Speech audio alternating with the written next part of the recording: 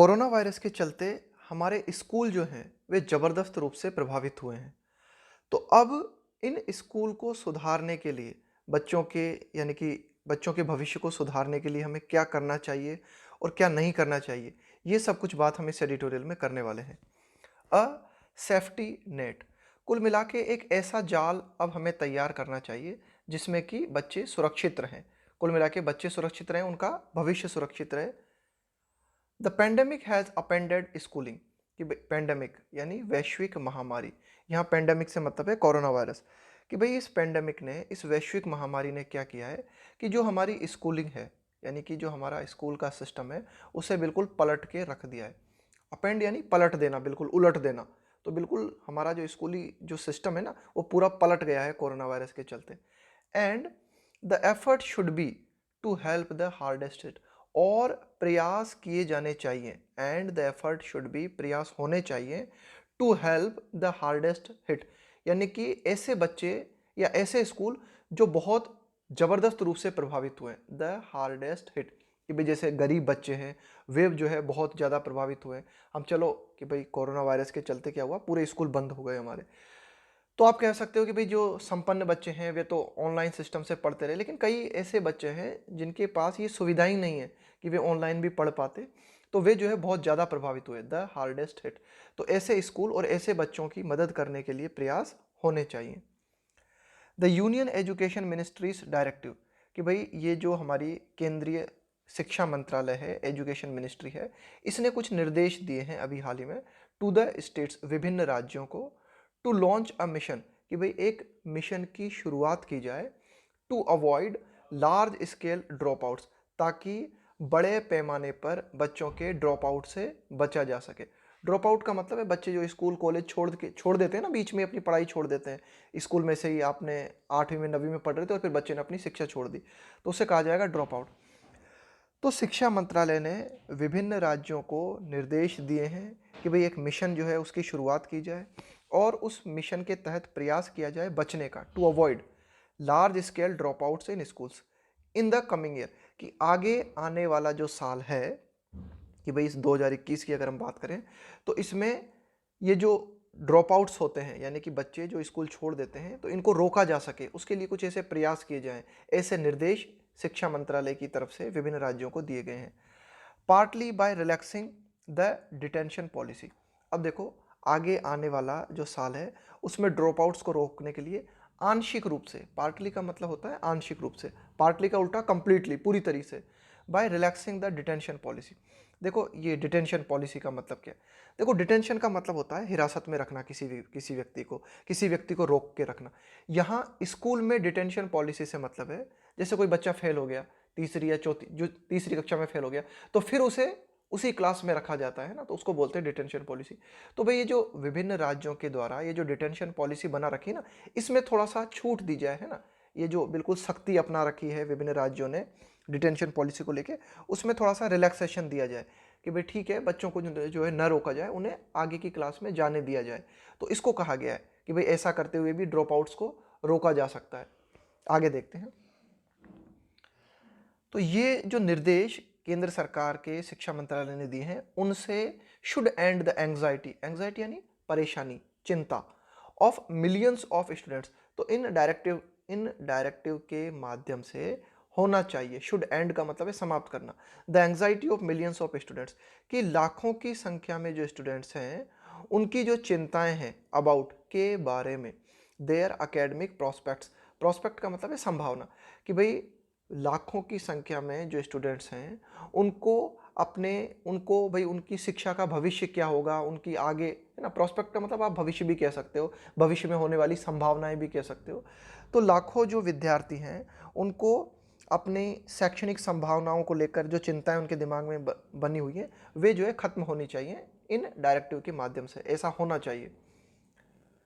Managing schooling during कोविड-19 has been a challenge, कि भाई ये जो हमारा स्कूल सिस्टम है इसका प्रबंध करना, इसको मैनेज करना कोविड-19 के दौरान हैज़ बीन अ चैलेंज, एक चुनौती रहा है। ये हैज़ बीन अ चैलेंज का मतलब है एक चुनौती रहा है। विद यूनेस्को एस्टिमेटिंग दैट, कि भाई ये जो यूनेस्को है, इस यूनेस्को का कहना है एस्टिमेट, एस्टिमेट का मतलब आंकलित करना, कि भाई यूनेस्को ने ऐसा आकलित किया है, क्या आकलित किया है, that at the end of 2020, कि भाई 2020 की समाप्ति तक अबाउट लगभग 320 million students were locked out of schools globally. भाई यूनेस्को का कहना है कि ग्लोबली, वैश्विक रूप से अगर हम बात करें तो कोरोना वायरस के चलते 320 मिलियन स्टूडेंट्स जो थे वे लॉक हो गए आउट ऑफ स्कूल्स, यानी कि वे 320 मिलियन ऐसे स्टूडेंट्स थे जो कि स्कूल न जा सके ना, स्कूल के बाहर ही रह गए, यानी कि स्कूल बंद रहे ना, हर तरफ स्कूल बंद रहे, तो वो कहा गया है लॉक्ड आउट ऑफ स्कूल्स, यानी कि स्कूल्स के बाहर ही रह गए, इतने बच्चे प्रभावित हुए। South and west Asia are among the regions where students, south यानी कि दक्षिण और पश्चिम एशिया उन क्षेत्रों में से, आर अमंग दोज रीजन्स उन क्षेत्रों में से हैं, where students are at highest risk, जहां पर सबसे ज़्यादा मतलब रिस्क है, सबसे ज़्यादा खतरे में हैं बच्चे, of not returning to schools, कि भाई साउथ एशिया की अगर हम बात करें और पश्चिम एशिया की अगर हम बात करें तो ये ऐसे क्षेत्र हैं जहां पर सर्वाधिक खतरा बना हुआ है इस बात का कि अब जो है ज़्यादा से ज़्यादा बच्चे स्कूल में नहीं लौटेंगे, of not returning to schools, कि भाई ज़्यादातर स्टूडेंट्स जो है ना इन क्षेत्रों में अब वे स्कूल नहीं लौटेंगे। एंड टर्शियरी इंस्टीट्यूशन, टर्शियरी का मतलब होता है तृतीयक, इंस्टीट्यूशंस यानी संस्थाएं, कि भाई जैसे प्राथमिक शिक्षा हुई आपकी, मिडिल एजुकेशन हुई, इसके बाद में जो हायर एजुकेशन की बात होती है ना, तो उनको हम बोलते हैं टर्शियरी इंस्टीट्यूशंस, है ना, बिल्कुल तृतीयक लेवल की जो इंस्टीट्यूशंस है। तो ये खतरा बना हुआ है साउथ एशिया में और वेस्ट एशिया में, ये खतरा बना हुआ है कि भाई ज़्यादातर स्टूडेंट जो है वे स्कूल नहीं लौटेंगे। इसके अलावा और कहाँ ये खतरा बना हुआ है, अलॉन्ग विथ सब सहारन अफ्रीका, कि भाई ये जो अफ्रीका का सहारा मरुस्थलीय जो क्षेत्र है ना, इस क्षेत्र में भी ये खतरा बना हुआ है कि भाई ज़्यादातर स्टूडेंट जो है कोरोना वायरस के चलते स्कूल से बाहर रहे और अब वे दोबारा स्कूल नहीं लौटेंगे। असेसिंग द प्रॉब्लम इज की टू प्लानिंग फॉर 2021, असेसिंग का मतलब है मूल्यांकन करना, द प्रॉब्लम इज की टू प्लानिंग फॉर 2021, कि भाई वास्तविक जो समस्या है उसका मूल्यांकन करना, सूत्र है यहाँ पे, की से मतलब है कि भाई मुख्य चाबी है, मुख्य सूत्र है टू प्लानिंग फॉर 2021, कि भाई 2021 के लिए एजुकेशन के क्षेत्र में बच्चों के लिए हम कोई भी प्लानिंग बनाना चाहते हैं तो उसके लिए सबसे पहले समस्या का मूल्यांकन किया जाए कि भाई समस्या को वास्तविक रूप से समझा जाए। आगे देखते हैं। The Indian school education system remains top down in making policy, the Indian school education system, कि भाई भारतीय जो हमारा स्कूल सिस्टम है, एजुकेशन सिस्टम है, उसकी बात करें तो रिमेन्स, यह बना हुआ है top down in making policy, कि भाई इंडियन स्कूल में अगर हम पॉलिसी बनाने की बात करें तो पॉलिसी के मामले में हमारी कंडीशन जो है ना वो बहुत ही ज़्यादा डाउन है, बहुत ही ज़्यादा खराब है। विच में नॉट एडवांस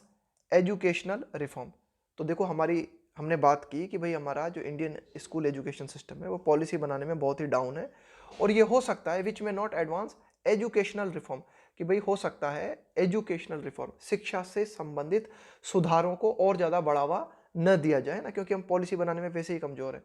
बट लेकिन the vast administrative resources can be use, vast का मतलब है विशाल, एडमिनिस्ट्रेटिव रिसोर्सेस का मतलब है प्रशासन से संबंधित जो भी संसाधन हमारे पास उपलब्ध है, जो भी संसाधन हमारे पास उपलब्ध है, कैन बी यूज्ड, उनका प्रयोग किया जा सकता है to quickly assess the pandemic's impact, quickly मतलब शीघ्रता के साथ, असेस का मतलब है मूल्यांकन करना, द पेंडेमिक्स इम्पैक्ट का मतलब है प्रभाव, कि भाई इस कोरोना वायरस के जो प्रभाव बच्चों पे पड़े हैं उनका मूल्यांकन हम जल्द से जल्द कर सकते हैं और मूल्यांकन करने में जो हमारे प्रशासनिक संसाधन हैं उनका हम सहयोग ले सकते हैं। हो सकता है भाई देखो मैं नॉट, भाई हो सकता है हम एजुकेशनल रिफॉर्म तो ना कर पाएँ इतनी जल्दी, है ना, इतनी अच्छी बेहतर पॉलिसीज ना बना पाएँ, लेकिन हम इतना तो कर ही सकते हैं कि जो हमारे पास प्रशासनिक संसाधन उपलब्ध हैं उन संसाधनों का बेहतर तरीके से प्रयोग करते हुए शीघ्रता के साथ इस कोरोना वायरस के क्या क्या प्रभाव स्टूडेंट्स पे पड़े हैं, on students, teachers and schools, है ना, टीचर्स पे, स्कूल्स पे और स्टूडेंट्स पे इस कोरोना वायरस के कितने प्रभाव पड़े हैं उनका ठीक तरह से हम मूल्यांकन कर सकें। The pandemic year has thus far witnessed apprehensive government, देखो अप्रीहेंसिव का मतलब होता है अगर आप किसी बात को लेकर अप्रीहेंसिव हो, इसका मतलब है आपके मन में उस बात को लेके डर है, आपके मन में उस बात को लेके डाउट है, शंका है। तो the pandemic here has thus far witnessed, witness का मतलब है यहाँ पे कि भाई देखा है कि भाई ये जो कोरोना वायरस का साल रहा है, ये जो वैश्विक महामारी का साल रहा है, इसमें अब तक, दस फार का मतलब है अब तक इस साल में देखा है क्या, विटनेस अप्रीहेंसिव गवर्नमेंट कीपिंग, कि भाई जो विभिन्न सरकारें हैं, राज्य सरकारों की बात करें, हम केंद्र सरकार की बात करें, तो विभिन्न सरकारें जो हैं वे डरी हुई हैं। Keeping the majority of school instruction online, keeping का मतलब है रखते हुए, the majority of school instruction online, कि भाई ज़्यादातर जो स्कूल हैं उन स्कूलों को सिर्फ ऑनलाइन निर्देश दिए गए हैं ना, keeping the majority of school instruction online है, सिर्फ उनको जो है ऑनलाइन हिदायत दी गई है ना। और अगर कहीं थोड़े बहुत स्कूल चालू भी किए गए ना, तो उनको भी ऑनलाइन ही किया गया है, क्योंकि सरकार जो है इस कोरोना वायरस के चलते डरी हुई है। एंड ट्रीडिंग केयरफुली, ट्रीड का मतलब होता है चलना, ये जो ट्रीड आया ना इसका मतलब होता है चलना, केयरफुली का मतलब है बहुत ही संभल संभल कर। When it comes to reopening campuses, यहाँ पे कैंपस का मतलब है स्कूल का, कैंपस का मतलब है प्रांगण, यहाँ कैंपस से मतलब है स्कूल का प्रांगण। एंड ट्रीडिंग केयरफुली, और विभिन्न सरकारों की अगर हम बात करें, चाहे वे राज्य सरकारें हों चाहे केंद्र सरकार हो, तो ये बहुत ही सावधानी के साथ चल रही हैं, सावधानी के साथ आगे बढ़ रही हैं। व्हेन इट कम्स का मतलब है जब बात आती है टू रीओपनिंग कैंपसेस, कि भाई स्कूल प्रांगणों को दोबारा रीओपन करने की बात आती है, तो सरकारें जो है बहुत ही ज़्यादा अप्रीहेंसिव है, बहुत ही ज़्यादा डरी हुई हैं, और वो बहुत ही संभल संभल के चल रही हैं, और ज़्यादातर जगह तो सिर्फ ऑनलाइन इंस्ट्रक्शंस ही दिए जा रहे हैं।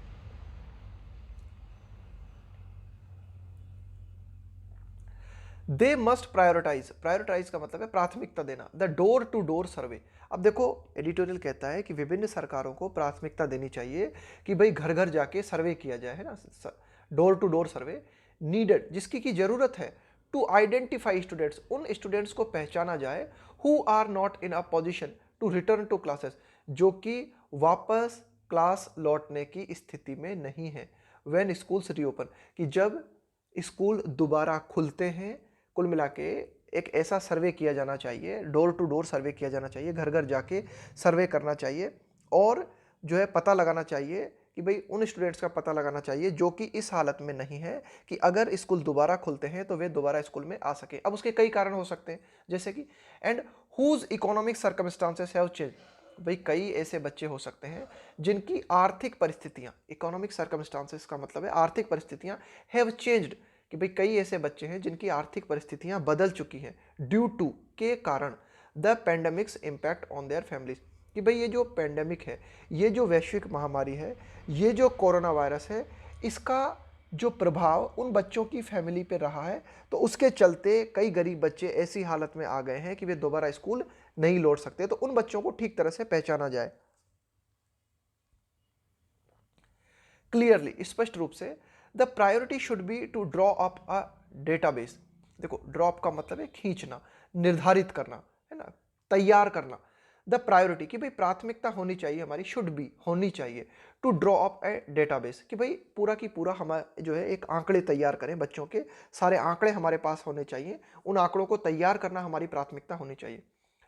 टू प्लान इंसेंटिव्स, और ये आंकड़े हमें क्यों तैयार करने हैं, ताकि फिर हम योजना बना सके। इंसेंटिव, इंसेंटिव का मतलब होता है किसी को एनकरेज करना, है ना, किसी को प्रोत्साहित करना, वो देते ना भत्ते देना किसी को, कि भाई कौन से ऐसे बच्चे हैं जिनको कि थोड़ा सा एनकरेज करना जरूरी है ना, या फिर जिनको थोड़ा सा सपोर्ट करना जरूरी है। तो इसकी पहचान करने के लिए जरूरी है कि हमारे पास पूरे बच्चों के आंकड़े होने चाहिए, ताकि हम जो है इंसेंटिव्स को प्लान कर सकें। That will prevent drop out, जो कि ड्रॉप आउट को रोकेगा, यानी कि बच्चों को, उन बच्चों को खास करके जो कि गरीब हालत में हैं, जो कि दोबारा स्कूल नहीं लौट सकते, उनको कुछ इंसेंटिव्स देना होगा, उनको कुछ इनकरेजमेंट, उनको कुछ प्रोत्साहन देना होगा, ताकि ड्रॉप आउट को रोका जा सके। प्रिवेंट यानी रोकना, है ना, ड्रॉप आउट का मतलब है जो बच्चे स्कूल छोड़ देते हैं। आगे देखते हैं,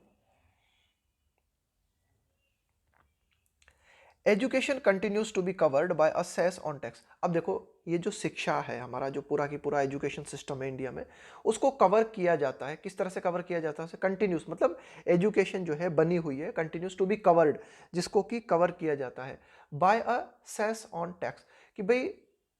टैक्स जो लगाया जाता है उस टैक्स के ऊपर एक अतिरिक्त कर लगाया जाता है। ये सेस जो लिखा हुआ है ना, इस सेस का मतलब होता है अतिरिक्त टैक्स, अतिरिक्त कर, कि भाई टैक्स के ऊपर भी एक और टैक्स लगाया जाता है, उसको बोला जाता है एजुकेशन सेस, और उसके माध्यम से इंडिया में एजुकेशन को कवर किया जाता है। And the funds could be deployed in 2021। अब एडिटोरियल कहता है कि भाई जो एजुकेशन सेस के माध्यम से जो फंड हमें प्राप्त होता है, उस फंड का प्रयोग किया जा सकता है। डिप्लॉयड का मतलब है यहाँ पे यूज करना, कुड बी, कि भाई ऐसा हो सकता है कि भाई जो फंड एजुकेशन सेस के माध्यम से हमें प्राप्त होता है, उस फंड को 2021 में प्रयोग लाया जा सकता है इस लक्ष्य को पाने के लिए। टुवार्ड्स यानी की ओर, दिस ऑब्जेक्टिव, ऑब्जेक्टिव का मतलब है आपका गोल, आपका लक्ष्य। तो क्या है हमारा लक्ष्य? हमारा लक्ष्य है ज्यादा से ज्यादा ऐसे बच्चों को जो कि ड्रॉप आउट हो सकते हैं, उनको रोकना। तो इस लक्ष्य को पाने के लिए हम क्या कर सकते हैं? एजुकेशन सेस का उपयोग कर सकते हैं। थ्रू, के माध्यम से, द सेंटर्स समग्र शिक्षा scheme and other covid relief plan, कि भाई केंद्र सरकार के समग्र शिक्षा स्कीम जो है, इसके अलावा अदर कोविड-19 रिलीफ प्लान, इसके अलावा केंद्र सरकार के कोविड-19 से जुड़े हुए अन्य जो राहत की योजनाएं हैं, उन योजनाओं में हम उन योजनाओं के द्वारा पैसे का प्रयोग करते हुए हम क्या कर सकते हैं? ये जो ड्रॉप आउट की जो समस्या है, इसको रोक सकते हैं। आगे देखते हैं। द इररिवोकेबल, देखो इररिवोकेबल का मतलब होता है जिसे आप पलट नहीं सकते, बिल्कुल अटल। Role played by examination in determining the fate of students, कि भाई फेट ऑफ स्टूडेंट्स का मतलब है बच्चों का भाग्य, कि भाई ये जो परीक्षाएं हैं, ये परीक्षाएं बच्चों का भाग्य निर्धारित करते हैं। यानी कि परीक्षाओं का रोल जो है ना, प्लेड, प्ले का मतलब है भूमिका अदा करना, यानी कि परीक्षाओं के द्वारा बच्चों का भाग्य निर्धारित करने में एक अटल भूमिका निभाई जाती है। यानी कि एग्जामिनेशन बहुत महत्वपूर्ण है। यहाँ पे एग्जामिनेशन पास कर ली तो आप आगे की क्लास में चले गए, और एग्जामिनेशन पास नहीं की तो पीछे की क्लास में ही रह गए, है ना। तो यही एडिटोरियल कहता है कि भाई एग्जामिनेशन जो है वो बहुत ही अटल भूमिका निभाती है, उनका बहुत ही बड़ा रोल है। तो ऐसे students who come from varied background, varied का मतलब है विविध बैकग्राउंड्स, है ना, कि भाई आपकी पृष्ठभूमि कुछ भी हो सकती है। तो स्टूडेंट्स जो है कई तरह के होते हैं, कुछ ग्रामीण पृष्ठभूमि के हैं, है ना, कुछ जो है और भी ज़्यादा पिछड़े हुए हैं, कुछ शहरी पृष्ठभूमि के हैं। एंड प्रिपरेशन, और उनकी तैयारी भी जो है तरह तरह की होती है। अब जैसे एक ग्रामीण स्टूडेंट से उसकी वही तैयारी नहीं हो सकती ना जो एक शहरी स्टूडेंट से उसकी होती है। तो यही एडिटोरियल कहना चाह रहा है कि भाई परीक्षाएं बहुत महत्वपूर्ण भूमिका निभाती हैं, और खास करके उन स्टूडेंट्स के लिए जो कि विविध पृष्ठभूमि से आते हैं, विविध उनकी तैयारियां होती हैं। तो एग्जामिनेशन के द्वारा ये जो रोल प्ले किया जाता है has long been criticised for its rigidity. तो ये जो एग्जामिनेशंस हैं, है ना, इनका जो रोल है, इसकी जो भूमिका है, इसको लंबे समय से क्रिटिसाइज किया गया है। क्रिटिसाइज यानी आलोचना करना, फॉर इट्स रिजिडिटी, रिजिडिटी यानी कठोरता, कि भाई हमारा जो एग्जाम कंडक्ट करने का जो सिस्टम है ना, इसकी कठोरता के चलते इस सिस्टम को कई बार इसकी आलोचना की गई है। And these arguments were raised, raise का यानी उठाना, अफ्रेश का मतलब एक बार फिर से फ्रेश तरीके से, व्हेन द सेंटर रिमूव्ड, कि भाई ये जो आर्ग्यूमेंट्स की हम बात करते हैं ना, कि भाई ये आर्ग्यूमेंट्स दिए जाते हैं कि हमारा एग्जामिनेशन सिस्टम जो है वह बहुत कठोर है, वह विभिन्न पृष्ठभूमि से आने वाले बच्चों में जो है भेदभाव करता है। तो ये जो आर्ग्यूमेंट्स है इनको एक बार फिर से उठाया गया जब केंद्र सरकार ने हटा दी। किस चीज को हटा दिया केंद्र सरकार ने? रिमूव यानी हटा देना। The no detention policy under the RTE act a couple of years ago. देखो नो डिटेंशन पॉलिसी का मतलब है, नो डिटेंशन पॉलिसी का मतलब है कि किसी भी बच्चे को रोका नहीं जाएगा। रोका नहीं जाएगा मतलब है अगर बच्चा चौथी क्लास में फेल हो गया तो उसे चौथी क्लास में नहीं रखा जाएगा, उसे पांचवी क्लास में दिया जाना चाहिए, उसे पांचवी क्लास में भेजा जाएगा। अब देखो इस पॉलिसी को लेकर जो है इस पॉलिसी को लेकर इस बात के ऊपर भी विवाद आया कि भाई इससे क्या है, न तो बच्चे पे कोई दबाव होता है और न टीचर पे कोई दबाव होता है। जब आप अगर नो डिटेंशन पॉलिसी को फॉलो करते हो ना, इसका मतलब है कि भाई बच्चा चाहे पास हो चाहे फेल हो उसे अगली कक्षा में भेजा जाएगा। तो बच्चे पे भी कोई दबाव नहीं है, टीचर पे भी कोई दबाव नहीं है। तो इसकी भी कई बार आलोचना की गई। तो ये एडिटोरियल कहना चाह रहा है कि इसी तरह के आर्ग्यूमेंट्स एक बार फिर आए थे ये एग्जाम से संबंधित, जब केंद्र सरकार ने नो डिटेंशन पॉलिसी को हटा दिया था अ कपल ऑफ ईयर्स अगो, है ना, कुछ साल पहले की बात है। आरटीई एक्ट आया था और उस आरटीई एक्ट के तहत केंद्र सरकार ने क्या किया था? नो डिटेंशन पॉलिसी को रिमूव कर दिया था। आगे देखते हैं।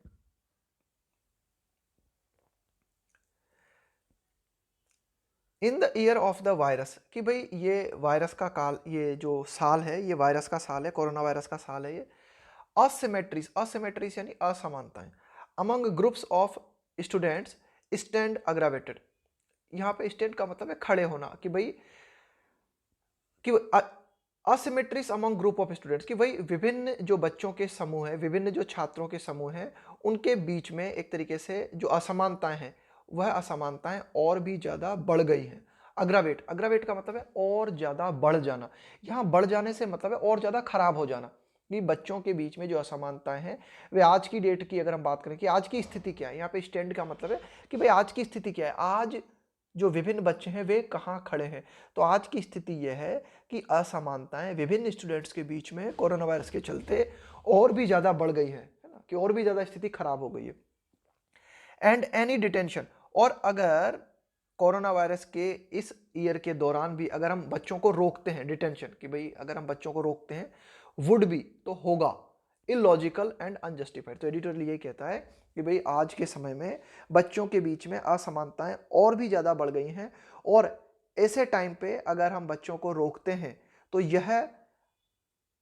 इलॉजिकल होगा, यानी कि भाई ये तर्कपूर्ण नहीं होगा, एंड अनजस्टिफाइड, और यह न्यायोचित भी नहीं होगा, है ना, ये न्यायपूर्ण भी नहीं होगा और ये इलॉजिकल होगा। particularly mention would be particularly mention should be made of the situation for girls. अब एडिटोरियल कहता है कि भाई खास करके इस बात का उल्लेख किया जाना चाहिए, इस बात का उल्लेख होना चाहिए, should be made of the situation for girls, कि भाई लड़कियों की जो छात्राएं हैं उनकी परिस्थितियों की अगर हम बात करें तो उनका उल्लेख विशेष रूप से होना चाहिए। हुज एनरोलमेंट, एनरोलमेंट का मतलब है नामांकन, in higher numbers has been achieved over the years, कि भाई जो एक तरीके से गर्ल्स हैं, जो लड़कियां हैं जिनके की नामांकन को अचीव किया है हमने, हैज बीन अचीव्ड का मतलब है प्राप्त किया गया है, ओवर द ईयर्स, पिछले कई सालों के दौरान हमने प्रयास कर करके बच्चियों की जो संख्या है स्कूल में उसको बढ़ाया है। विथ कंसिडरेबल, कंसिडरेबल मतलब काफ़ी हद तक, है ना, काफ़ी मात्रा में एफर्ट्स, कि भाई ज़्यादा से ज़्यादा जो छात्राएं हैं उनकी संख्याओं को स्कूल में बढ़ाया जा सके, इसके लिए हमने काफ़ी मात्रा में जो है प्रयास किए हैं, उनके नामांकन को बढ़ाने के लिए हमने काफ़ी मात्रा में प्रयास किए हैं। और अब अगर हमने जो है इस तरह के ये जो एक तरीके से डिटेंशन को बनाए रखा, या मतलब कुल मिला के ऐसा कुछ भी नहीं होना चाहिए जिसके माध्यम से दोबारा ये जो हमारे प्रयास है ना ये जीरो हो जाए। एज वेल एज, साथ ही साथ, as well as children in less urbanised state, less urbanised states का मतलब है ऐसे राज्य जो कि जिनमें की शहरीकरण ज़्यादा नहीं हुआ है। भाई जैसे अगर हम बात करें, ये महाराष्ट्र है, दिल्ली है, ये कुछ ऐसे, जैसे कि महाराष्ट्र, अब ये कुछ ऐसे बड़े बड़े राज्य हैं जिनमें कि बहुत तीव्र गति से शहरीकरण हुआ है। अर्बनाइज्ड का मतलब है अर्बन, अर्बन का मतलब है शहरी,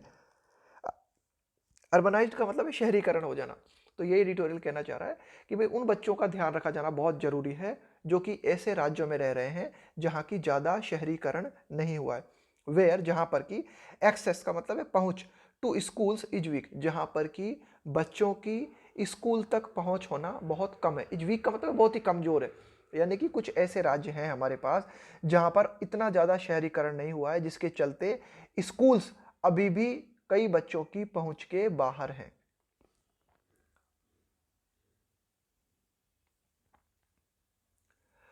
When the pandemic had still not swept India in February last year, देखो स्वेप्ट का यहाँ पे मतलब है बिल्कुल घेर लेना, छा जाना, कि भाई अगर हम पिछले साल की बात करें, है ना, कि भाई फरवरी की अगर हम बात करें कि जब कोरोना वायरस ने भारत में प्रवेश नहीं किया था, when the pandemic had still not swept India in February last year, कि पिछले साल के दौरान जब,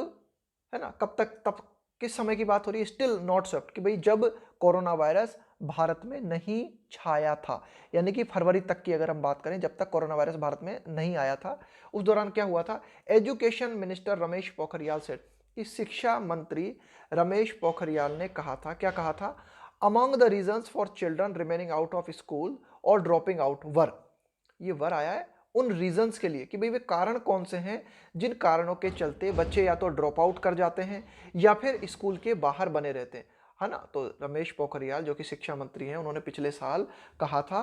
उन्होंने कई कारण बताए थे, among among the reasons for children, कि भाई बच्चे जो कि बने रहते हैं, आउट ऑफ स्कूल रहते हैं या फिर वे ड्रॉप आउट कर जाते हैं, तो वे रीजंस उन्होंने बताए थे वर पॉवर्टी, की गरीबी के कारण, इकोनॉमिक रीजंस आर्थिक कारणों के चलते, एंड इल हेल्थ और अच्छा स्वास्थ्य न होने के चलते। यानी कि इल हेल्थ, इकोनॉमिक रीजंस और पॉवर्टी, ये कुछ ऐसे कारण हैं जिनके चलते ज़्यादातर बच्चे या तो स्कूल के बाहर रहते हैं या फिर वे अगर स्कूल में आ भी जाते हैं तो बाद में ड्रॉप आउट कर जाते हैं। The economic factors have over the past dozen months. Economic factor की अगर हम बात करें, आर्थिक कारणों की अगर हम बात करें, तो पिछले कुछ महीनों के दौरान हमने क्या देखा है ना, कि भाई पिछले कुछ महीनों के दौरान हमने ये देखा, over the past dozen months है ना, पिछले महीनों के दौरान हमने देखा कि आर्थिक कारण जो है वे आर्थिक कारण, the economic factors have been exacerbated by कोविड-19। देखो एक्सरबेट का मतलब होता है और ज़्यादा खराब हो जाना, बाय कोविड-19। तो अगर आर्थिक कारण की अगर हम बात करें, तो आर्थिक कारण जो है ना, आर्थिक हालात तो कोविड-19 के चलते और भी ज़्यादा खराब हुए हैं। ये डिटेल कहना चाह रहा है, एक्सरबेट मतलब और ज़्यादा खराब हो जाना। तो ये डिटेल कहना चाह रहा है कि अगर आप कहते हो कि भाई ज़्यादातर बच्चों का आउट ऑफ स्कूल रहने का या ड्रॉप आउट रहने का कारण आर्थिक कारण भी है, तो आर्थिक कारण की अगर हम बात करें तो पिछले कुछ महीनों के दौरान आर्थिक कारण जो है ना, उसमें तो और भी ज़्यादा खराबी आई है और भी ज़्यादा कमी आई है कोविड-19 के चलते। वाइल जबकि द डिजिटल डिवाइड, कि भाई डिजिटल डिवाइड की बात करें हम, डिवाइड का मतलब है एक विभाजन। डिजिटल डिवाइड से मतलब है कि भाई कुछ बच्चे हैं जिन्हें ऑनलाइन चीज़ें उपलब्ध हैं, उनके पास गैजेट्स हैं, कंप्यूटर हैं, लैपटॉप हैं, तो वे जो है ऑनलाइन शिक्षा ले सकते हैं। लेकिन ज़्यादातर जो तबका है वह अभी भी